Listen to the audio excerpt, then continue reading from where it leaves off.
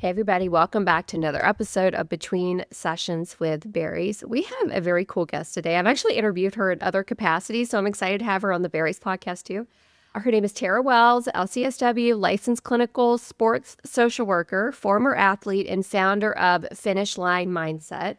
Tara specializes in helping athletes and high achieving individuals navigate trauma, eating disorders, identity development, and performance related stress. Her work integrates clinical expertise with lived experience, including mental skills training, somatic awareness, and values-driven care. She also creates powerful mastermind spaces for therapists to build sustainable practices, deepen clinical identity, and stay connected outside of traditional CEs. So today, we're going to dive into creative entrepreneurship and the communities that sustain us as clinicians between sessions.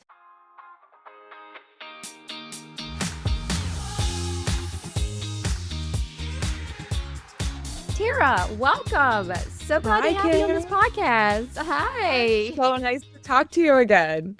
Yes, you too. I love it. So you're a former dancer, athlete. What drew you to specialize in sport, social work, and mental performance? Like, how did you get there? Because I think it's such an interesting niche, and people listening might be like, that's cool. How do I do that?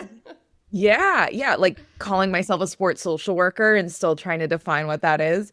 I am the person I probably needed when I retired very early from competitive sport. I still consider myself an athlete today. I'm learning new sports and new things all the time. But I retired when I was 13 for my own mental health. So I had some serious mental health stuff going on, and sports was the first thing to kind of get cut from my plate, as I've always been a high achiever, recovering perfectionist, we'll call it.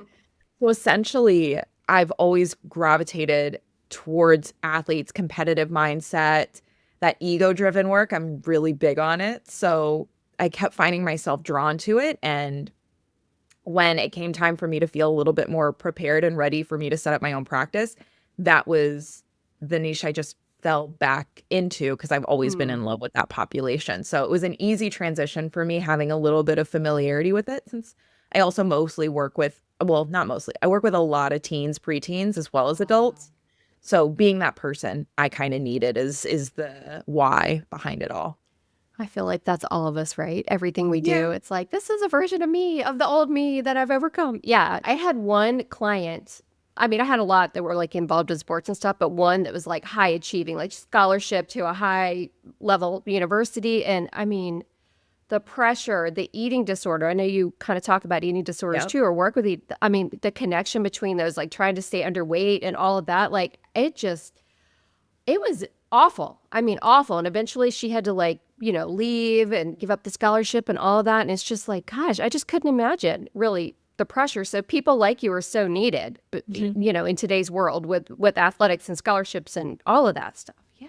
I'm sure a lot of clinicians listening can relate to when you're working with someone whose main stressor is also their form of income or their main hobby.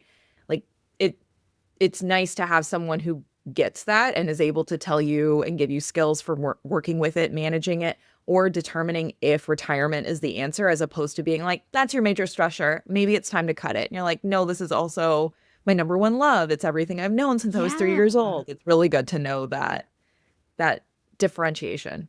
Yeah, absolutely. That's not really our focus today, but I did want to get a little background so people know you and what you do. The thing I wanted to talk more about is you've worked across like schools, programs, like institutions, all of that. What happens when like therapists decide to leave those communities or those environments where they're working and they leave those systems, they go into solo private practice? What, from your perspective, is happening to our like sense of community or how we get support if we like go to an office or go home and work telehealth all by ourselves? We're locked in this little room for 8 hours a day. Like, what happens to us? Well, what happens to most of us is we find out that we get really lonely and we don't know how to connect with non-clients. It's the Yeah. weirdest thing that happens in business is you go from being in these systems that are very people oriented. You have coworkers, you have levels of leadership, you have all of these moving pieces, especially if you're working in major systems or government run systems, like very integrated and complicated. And then you go to solo private practice where you are it. You are everything. You are sole decision maker for all of it. And all of Yeah. a sudden that can get, I'll use the word lonely, but it also turns into a silo. That's the word I hear the most often is it's a Mhm. silo of work. And we don't get that interaction, so to speak. It's Yeah. clinical all the time. And we didn't, like, grad school didn't prepare us for things like networking, marketing, things Yeah. like that. So you have the skills, you have that urge to go in, like be with other entrepreneurs or go be in spaces where you can pitch.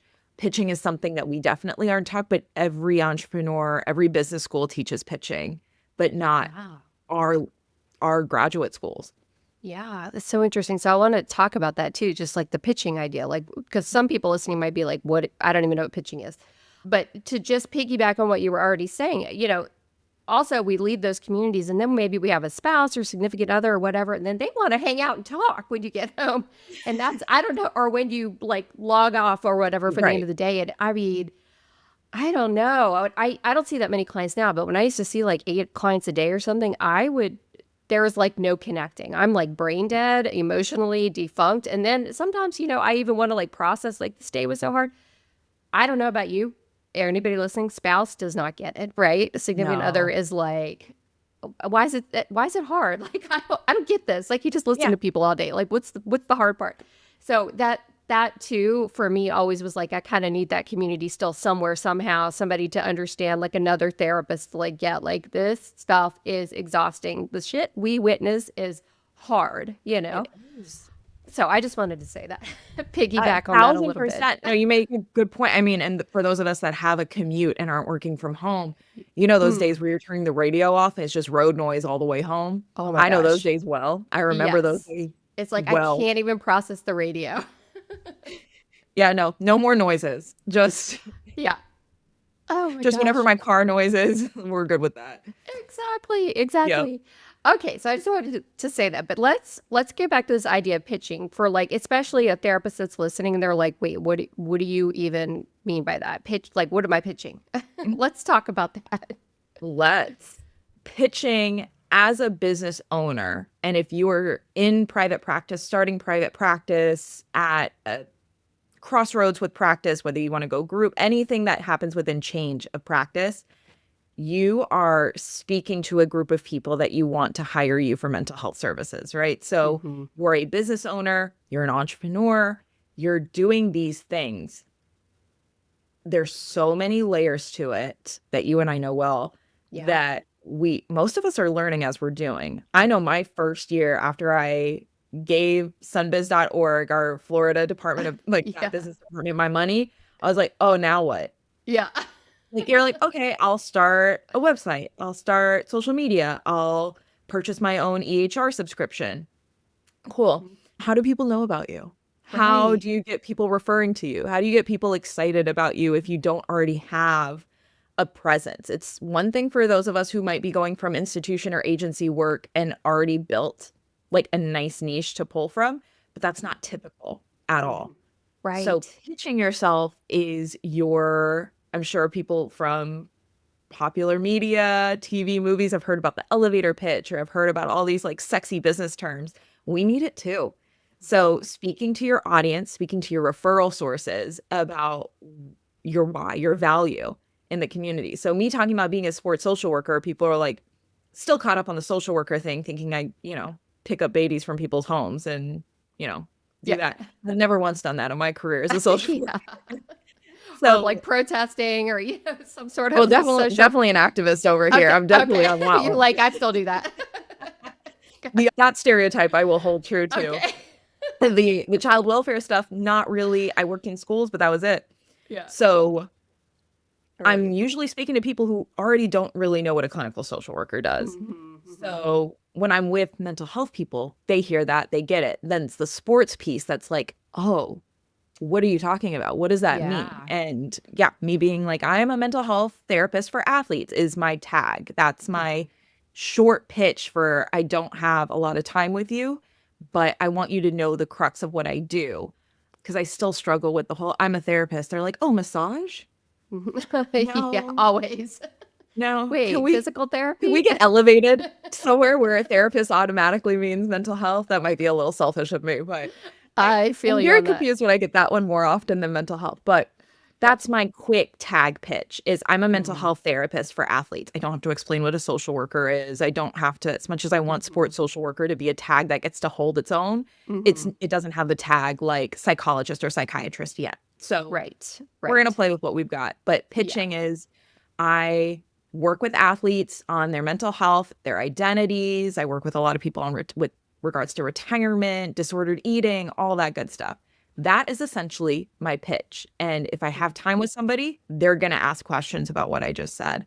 If I don't, it's a card exchange and everyone knows an athlete and I yeah, automatically get some type of referral source from that if the trust is built. So yeah. that's the pitch, speaking to your niche and speaking to your referral sources about who and why you are. Yes, love it. Yeah. I've never even really heard it presented that way as a pitch, like the marketing piece that right out of grad school, and it just takes me back to my first, like I was like, "Oh my God, I just started this private practice now. How? I don't even know how to get clients. I have no idea." So I just like called a psychiatrist and I was like, "Can I come talk to you about what I do?" And thinking back on it now, I was like, that was a pitch, but it was not refined at all. I just literally went in there, like had these little Vistaprint, brochures printed Yep. up, just randomly. I didn't think about the copy or anything. It was like if I look back on it now, I'd probably cringe at it, but all of us start that way. Yeah. That's I still super have a couple interesting. of my first business cards. I find them cringy, but I still Yeah. have them. And it's like, it's a part of the journey. I Oh my had to gosh. learn as I go. Yeah. Yeah, there's no other place to really hone. Like, there's no institution for us to pay $1,000 for like Yeah. the Here's your starter pack starter that's kit. based in like our schooling. That doesn't exist. It doesn't. Yeah. And I love what you're saying about social worker too, because while it's important to us that we've got that credential or name or whatever, like most clients or whoever, they don't really care. Like the nuances of social worker, counselor, whatever. They're just like, how are you going to help me? So figuring out the pitch that way, I think is like so important to just say that out loud Yeah, especially for a new therapist that might be listening to this. Yeah. Hmm. definitely. Yeah. Definitely. So we're talking about the pitch and all that and the business of becoming a therapist and that sort of thing. And then needing that community when we, decide to branch out on by ourselves. Cause I feel like that's sort of the like trajectory for most therapists, right? It's like community mental health. Then maybe I'll work for a group or something. And then maybe I'll go into private practice. And now maybe I'll start my own group. And now let me scale, out of the one-to-one and maybe offer something else. I feel like that's sort of the path I see for a lot of people. Oh, yeah. So, all that being said, like, what was your inspiration for launching what you have now, the Unpacked Mastermind? The Let's Unpacked talk about that. Mastermind. Like, how, like, maybe like what was your trajectory? Kind of based on what I was saying, and then when were you like, okay, I got to do this. Like, I've got to launch this thing. Yeah. Oh, that's a good question. What we've talked about so far has kind of built up my passion as to like, we deserve to know better sooner. I love that. I, yeah, me walking someone like Sunbiz, for example, which is the Florida department that handles all of our like business licenses and registrations and stuff like that. Super easy to navigate. Mhm. And people talk about it's hard to start a business. It's hard to start a business that's money up front, like brick and mortar, Yeah. that you have to pay a lot up front. Starting a private practice is pretty easy in Florida Right. specifically. Not everywhere has that privilege, but in Florida specifically, I can speak to the fact that it took 5 minutes for me to fill out that online application, give them my 125 or 35 bucks, and I have a business. You're in business. You're in Yeah. business. You're doing it. But then actually starting and getting it up and, having Yeah. having someone pay you a little money to do what you do, that's a different story. So I got to this place on LinkedIn specifically where I started getting messages, DMs from people asking about my story.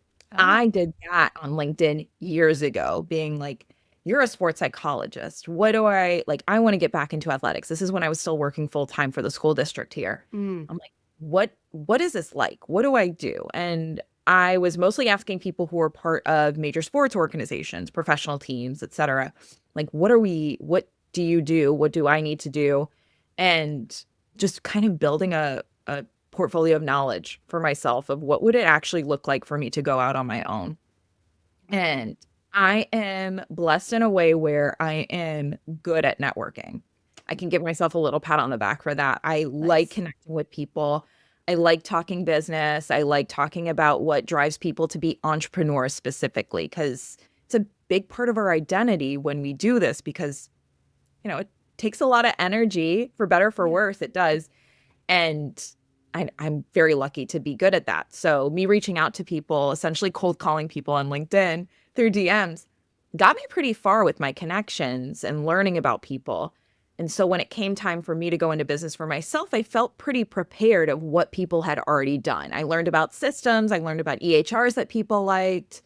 I learned about some things that people recommend. I heard about networking around the time. I heard about networking in college, but Yeah. college and other things on my mind. Practice of networking. I actually joined a group. It's a networking group. I could say the acronym, but it would mean nothing to most people. But Yeah. essentially, it's a industry specific or exclusive group where you might be familiar with these, Kim, where you pay an annual membership, you meet typically in person. Mine were in person, and it's just a circle of networking with the same group of Oh, like right. 15, 30 people, depending on how large the group is. I did my pitch every Friday morning with them. That's where I got really Wow. That's pitched. amazing. And none of them are mental health professionals. Mm-hmm. They're Mm-hmm. all mortgage brokers, personal injury attorneys. There's a realtor. I say plural, but there's one of each of these industry. There is an So smart. interior house painter. These folks they need the referrals from the local community to thrive. So I learned a Yeah. lot from that. It is not something I would typically recommend for a solo practice mental health therapist. It's not a great formula for us unless you have your golden one. Obviously, if anyone listening has theirs, spread the word, because those are really valuable for those types of professions. We have a harder time breaking in through those. Mm-hmm.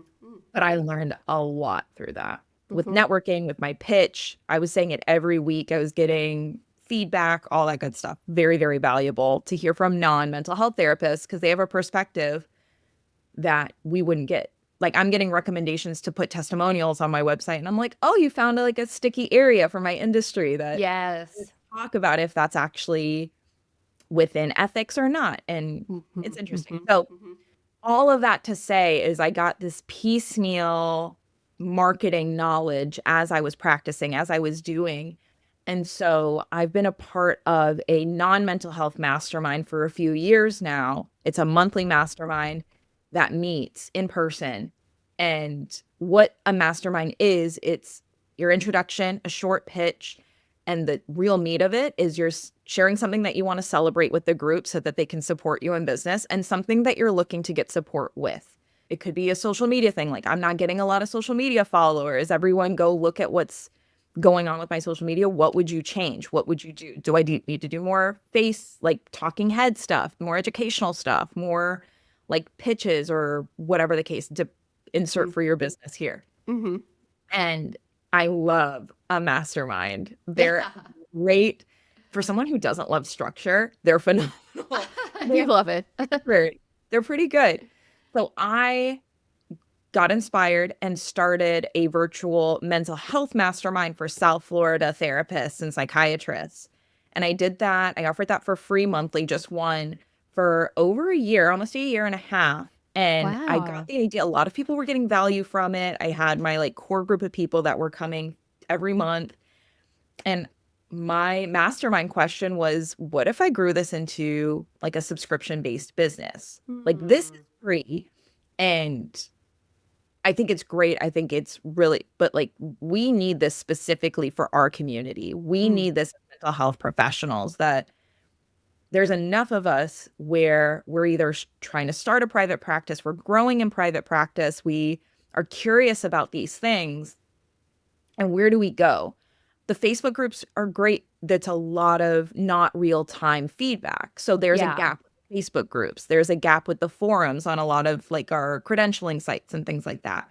Mm-hmm. So I'm like, the real time aspect of masterminds and that connectivity, even though it's virtual, the ones I offer, Mm-hmm. the connectivity is unrivaled. It's real time. You're networking, you're getting new referrals, you're like, it's a very natural flow for business. And masterminds are brilliant for the mental health space with the direction that we've been going in. So I, in October, went back to Sunbiz.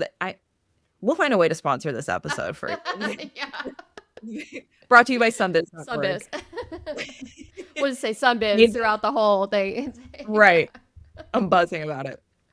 But that's where I went, paid in October, paid a new fee, got a new LLC, and started the Nice. Unpacked Mastermind, and have been trying to grow my platform to be more open and add so much value for us in Yeah. private practice. Mental health therapists in So business are cool. notoriously bad business owners because we're not taught anything about business. We have to do it ourselves. So that means Yeah. we're going to make a lot of mistakes.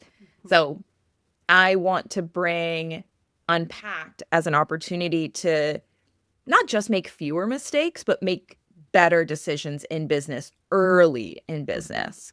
There's no reason you can't be phenomenal in your practice and your social media and all of these aspects. And that's where we're at. I love it. Yeah, I mean, there's really something to be said about saying, you know what, I've got this idea. I'm going to do this on social media, and somebody else says, you know what, I already did that. It didn't work. Don't do it. Yes. Being able to get that kind of like collective, like hive mind advice from people that might have already done it and walk the walk like you already have to help and just save time and energy. Yeah, it's Yes. so important. Oh my gosh. I mean, I've been in a number of like masterminds and coaching containers and all that, and every one of them has had a different focus in my, the time where I was in my life and my business, but they're so helpful. Like you just can't Google that type of information. You know what I mean? Mhm. So I really like what you're saying because it took me back, like when I first started my private practice, meetup.com. I don't know if you remember, if you ever used that, I but remember they Meetup. totally I do. always have like networking groups, right? That you could just like go join like a local networking and just go in and pitch yourself and do that. And I did do a few of those. So it just kind of drew me back a little bit when you were saying that. Super, super cool. And then you started this mastermind in South Florida and then decided I want to scale this up, which I think Yep. is just another like key point for people listening. It sounds like almost like it was a beta test, right? It's kind of like, let me just do this, see if it works. And then it was like, this is awesome, super successful. I love it. There's a ton of value. Let me see how I can scale it to help more people to just outside of this circle in South Florida. It sounds like Yeah. it's kind of the process that you went through a little bit. Yeah. Definitely. And I Neat. also have a social work heart. I didn't want it to I didn't want it to be something that would break the bank for people, especially starting out. Like you don't like that financial insecurity is there. So I wanted to make it cost effective but high value at the same time. So Yes. for folks that were used to coming to me for free for a mastermind, I have my board of directors, which is that core group I was telling you about. I made it. That's our made up title. There's no Yeah. board, but I like that. we still meet for free, like as that Oh, core you group. do? Yeah, so Nice. I still honor that because like that those are my OGs. I need to I Yeah. take care of my people, and that's I still want to make a business out of this that is a little less clinical appointment based, but still serves so many more people than I possibly could in one monthly mastermind. Yes, yes, yes. So tell us about the container. Like a lot of people listening to this podcast, they're trying to find like between sessions, like how do I scale? Like I want to have an idea and, maybe get out of that one-to-one model. So what does your coaching container look like? And when I say that for people listening, like when you decide to become a coach, right, you have to decide like, how am I going to offer this? And, a lot of times we use this terminology, right, called container. So what does your container look like? Is it like, we meet once a month for 90 minutes or maybe just walk us through like the Unpacked, mastermind and how it works, just so people understand like your thought process behind it, but also so we can know more about the program in case anybody wants to come join it. Definitely. I'll start with where we're at today. So at time of Okay. recording this episode, we are 8 days old. Oh So my we gosh. Oh, I didn't are know that. brand Awesome. new. I paid for the business in October, but I knew I wasn't going to launch until January 1st. Oh, exciting. So she is my newborn. I love it. So right now I am the main host Okay. I'm the only host that actually has masterminds on the calendar. And so for January, I'm hosting 2 formal masterminds and 1 special event, which I'll be blasting all over the place. And I plan on doing that a lot in our first 6 months of business. So what the container is, they're 60-minute masterminds. Okay. And so as of right now, I don't have a cap because I haven't had to enforce a cap when I did my 1.5 years for South Florida therapists. but it started at 90 minutes and most people were like, oh, I just have to dip out 30 minutes early because I have a session or I'm going to feed myself or whatever. I was like, I think 60 minutes is more packageable and Yeah. digest, like it works out a lot better. So there's 60 minutes of that structured format I was talking about, and they are monthly. Now, when I say I'm doing 2 a month, I'm doing one general mastermind, and then I'm Mm-hmm. also doing like a social media accountability mastermind. So Oh, people who are nice. trying to do better with their social media, which is a big ask of most therapists, Mm-hmm. that's our focus for that mastermind. And I plan on doing more special topics. And as I grow, Kim, this is the really exciting part, is that I'm bringing in more hosts. Nice. I have a goal for the end of 2026 to have 25 masterminds hosted a month. Wow. And it's ambitious, but not unreasonable. Mm-hmm. And I, for one, am not hosting 25 masterminds in Yeah, a the month. smart. Outsource, scale, outsource, scale, I'm outsource. outsourcing to my colleagues, to folks that are also about this mission. And Mm-hmm. as I scale, that'll become a paid position. Right now, it's volunteer. Yeah. But I am really excited about the direction it's going in. And all of the masterminds will be the same format. They just may have specific topics. So there's a sport mental health topic that's going to come out. There's Nice. therapists who are looking into starting coaching or maintaining coaching practices as well is going to be a special topic. Traveling therapist is going to be a topic as Yeah. well. So we're going to have some international input. I'm planning on this going international. I don't need it to stay within the US. This is Mm-hmm. not case consultation. It's not like we shouldn't be providing any Like PHI, period. clinical, But right. yeah, Yeah. this is a Mm-hmm. non-clinical business. So Mm-hmm. it's really just Nice. about the CEUs we can't pay for, we can't get credit for, is what the Unpacked Mastermind is supposed to kind of be, is packaging smarter and better. And that's so that you asked about the container. So that's the Yeah. container. And that's the vision for more containers. I love it. It's very exciting. Yeah, I'm already like in my brain going doot, doot, doot, doot. Like I'm just thinking about how you can expand that. It's very cool. Yeah, Oh yeah. I love it. Exciting. Oh yeah. So have you had your first mastermind yet? Or are we waiting for I've had two so far this year oh my already. gosh, in 8 days? Oh my gosh. Now that's awesome. Now tell us about like your ideal member, like what they look like your ideal member for your masterminds that you've already had. And then maybe tell us like some wins or some topics that you guys really process so we can talk about that a little bit. Yeah. Yeah. My like the perfect candidate for Unpacked is a therapist who's already in practice or looking to expand into private practice. You do not have Okay. to have the LLC. You do not have to be at that stage. It could be a curiosity. It could be just a desire to connect with more people. I have no interest in gatekeeping. For maybe there's someone who's a mental health counselor in a school system, Hmm. or they're working in an agency, or maybe they're just considering that this is something that they would want to do. Welcome. I Yeah, have no interest in gatekeeping that, because this is the knowledge that gets you prepared to make that step if you want to. I don't exactly. If my point is to educate, that's not the gatekeep, that I'm not holding that key. Hmm. So anybody who is in or considering, curious about private practice or being in business in mental health, it doesn't have to be clinical either. A lot of it is going to be clinical work focused, just not talking about the clinical stuff. But the scaling piece, you're in, your mid-range career, you're like, what's going to give? This would be amazing for someone who's like, what other directions do I want to go in? Like reconnecting, like getting back into the roots of it. It's honestly such an open opportunity. This is as least niche down as I've ever done. Yeah, that's very cool though. Yeah, I But love that. there have been a lot of wins. This year is early, just kind of still trying to get the word out and get that excitement back in. The board of directors are meeting in a couple of weeks to kind of explore some more of that. I've got some really cool like affiliate programs and workshops coming up too. So Nice. that'll be really exciting. But I'll say, at least from before this month, when the mastermind was in my beta mode, is a great way to put it. We've got people who are essentially like, the accountability of it is huge. I'm sure most people Mm, listening know the value of that accountability piece. Is yes. last time I brought this concern and you guys gave me these 3 ways to access it. And I did 2 of them, and one of them worked really well, and the other one I'd really never want to do again. Great. Yeah. Amazing. That's fantastic. So To think of a specific, I'm going to use myself as an example Okay. of I've been told time and time again the value of Facebook. Mm. I don't love Facebook, full Yeah. disclosure. I don't Not either. You would not believe that, but it's true.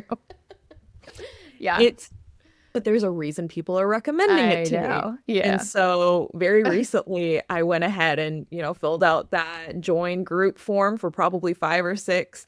And I'm like, they're so right. Whether it's for my sports social work piece or the Unpacked Mastermind, like there's a lot of value here. And if I'm going to be resistant, and I'm hearing this from several people who have not talked amongst themselves to conspire against me and my Facebook resistance, Yeah. then there might be something to it. Mhm. So Yeah. like turning around and going to Facebook and using it and people being able to refer Mhm. folks to me directly through my Facebook pages, which I added, and all of these Nice. ways, opening up a Google business page, which I was like, that's silly. I don't need that. I'm virtual. And oh, I do need it. It's Mhm. very, very valuable. Right. And folks who know more about SEO than I do, folks who know more about marketing, and I got a lot of good feedback on my website. It's innumerable the amount Mhm. of support and feedback I've gotten as a member. So I started this. I'm a host myself. I love hosting masterminds. I am also a consuming member because I am not hosting these things because I know it all. I'm also not a therapist Yeah. because I know it all. Right. Totally. Like I'm showing up with gaps all the time. Like Right. I'm finally out of the 100 view jail on TikTok and Instagram. So I'm now getting Nice. views. That means I get to share something about consistency. I don't have to just talk about how, like, oh, my VA tells me that I have to post consistently. And that's the only, now I'm seeing the benefits of it. So Yeah. the wins are incredible. And it sounds a little corny, but to have like that stake in your month, that anchor in your month where you're like, I'm going to connect with these colleagues, these people that build me up, that give me support, whether it's from referrals or feedback, like there's something to be said about making sure nothing gets booked in these times where I'm spending time in community with my people who get it. Mhm. And I I can't speak to the graces of that enough. Yeah. I don't need dollars back to still feel fulfilled by those things. That is amazing. I could just feel the passion, and that's what you consistency and passion. I feel like will take you very, very far with this stuff. So, Oh, yeah. and yeah, that's so cool. So, at the end of this podcast, usually we always do like some like quick fire questions sort of thing. Yeah. What would you say your best advice would be then for somebody that's like a clinician slash entrepreneur, maybe wanting to get into what you're doing, like scaling up, or just what's the best advice like you've kind of received along your journey that you think might help somebody listening to this around this topic that we're talking about today? In a phrase, get curious. Oh, I love will that. tell you the encouragement I got through LinkedIn connections, and I'm like, this person has I don't know how many thousands of connections. They're not going to see. Mm, They saw my message, they responded, they were open to a meeting. That got me really, really, really far. Maybe not directly, but the skills and the openness that I gained from that. So curiosity yeah. has been an answer for me a lot of different ways. I love that so much. Yeah. Well, I love this conversation. So, how do people find you? If they want to join your mastermind, where do they go to look for you? Absolutely. So I think I'll send them to my website because my Okay. social media hasn't been quite refined yet. Maybe at the time of this release, it's gorgeous and beautiful, but Yeah. today, not so much. So theunpackedmastermind.com, easy to find Nice. me. It's on Facebook. It's also on LinkedIn. So those are both pages, business pages you can follow as well. My LinkedIn is doing pretty well. So that I've been on top of. And then and there's a links on that website for if you want to join. Anyone has access to the founders rate right now. So it's Mm, about $5 cheaper per month right now, less than $25 a month, to be clear. I'm nice. not Oh, scared to talk great. about value, but yes, Mhm. I wanted it to be cheaper than our primary directory source, Psychology Today. I wanted it to be an add-on. I want it to have value. If you only go to two of my masterminds, I think you're getting beyond the value, but I Yes. might be a little biased there. No, I think you're right. And for the sports social work stuff, finishlinemindset.com. My Instagram is stunning on that one. Please follow me on that one. I'm very Nice. proud of her. Nice, nice. Yes, I've seen it. It's really good.